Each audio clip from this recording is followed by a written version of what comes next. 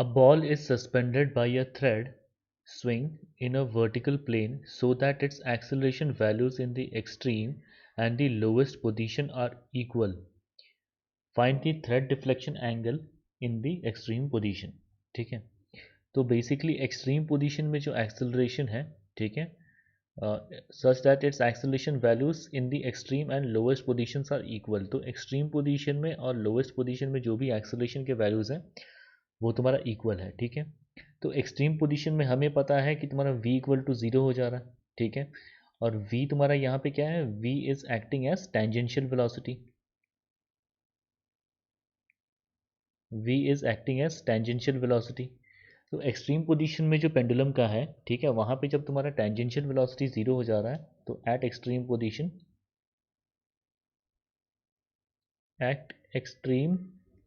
Position, ठीक है, v तुम्हारा हो जा रहा है equal to 0.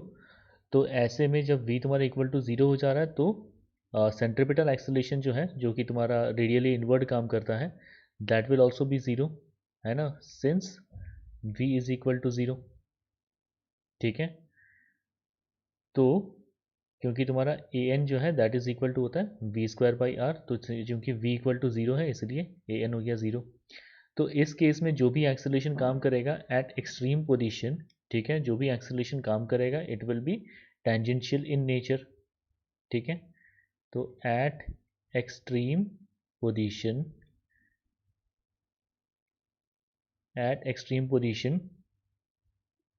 Acceleration will be tangential. ठीक है, तो acceleration due to gravity vertically downwards काम कर रहा है, ये तुम्हारा वर्टिकल से थीटा एंगल बना रहा है, तो कॉरेस्पॉन्डिंग एंगल ये तुम्हारा एंगल हो गया थीटा. तो basically acceleration due to gravity का अगर हम कंपोनेंट निकालने जाएं, एक्सेलरेशन ड्यू टू ग्रेविटी का कंपोनेंट निकालने जाएं तो यहाँ जी साइन थीटा हो गया.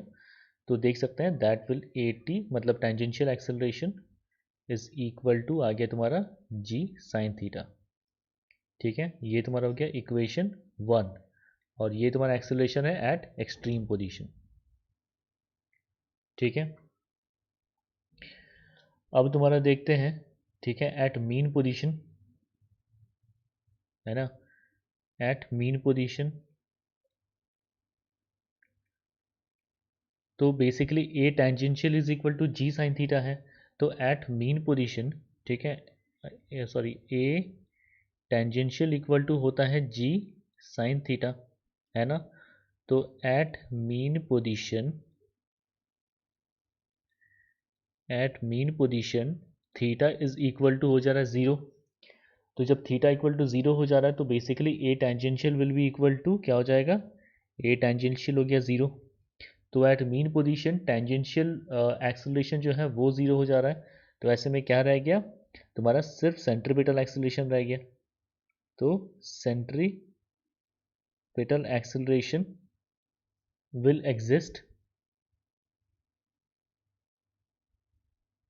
exist at mean point, at mean position.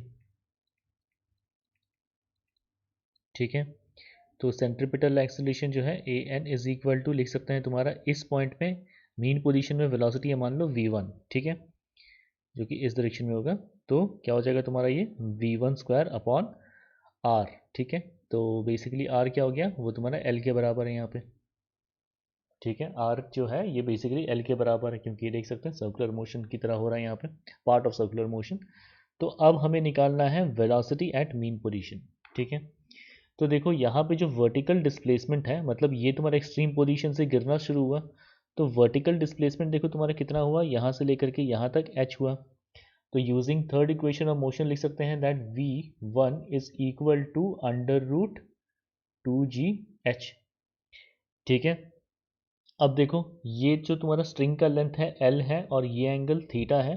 तो बेसिकली यहाँ से लेकर के ये लेंथ जो हो गया, this length is equal to L cos theta, this length is equal to L cos theta.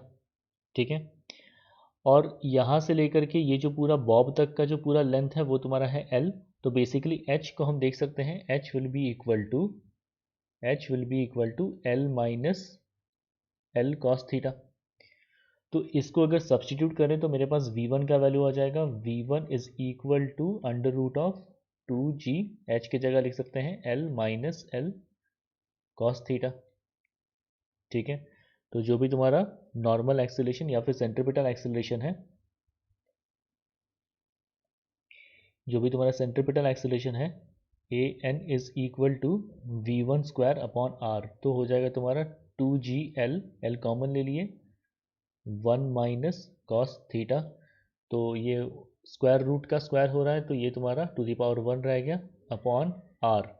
Are यहाँ पे क्या है, length of the string itself, तो ये हो गया एल, एल और एन कैंसिल हुआ, तो बेसिकली तुम्हारा ए नॉर्मल जो आया finally 2g 1 minus cos theta, ये हो गया तुम्हारा equation 2।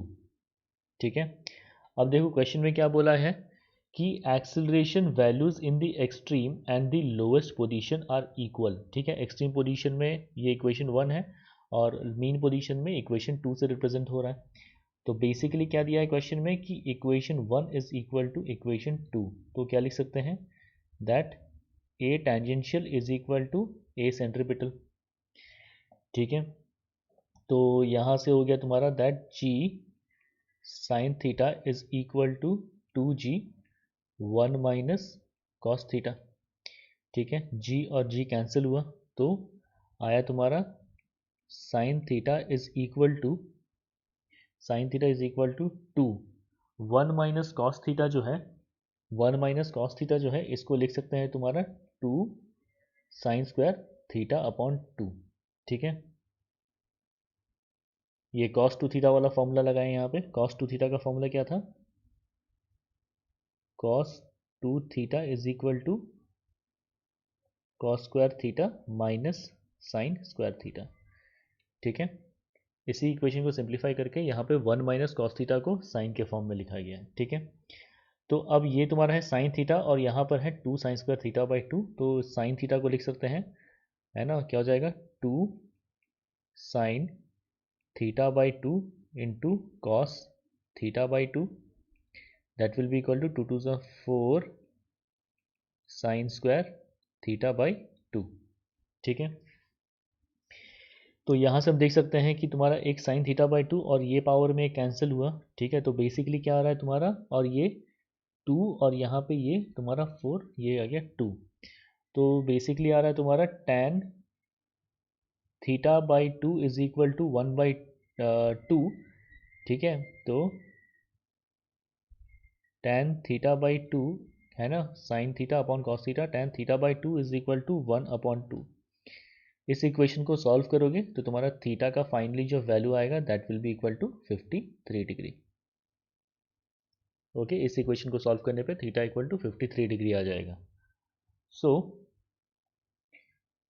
This is the correct answer for this given problem. Okay.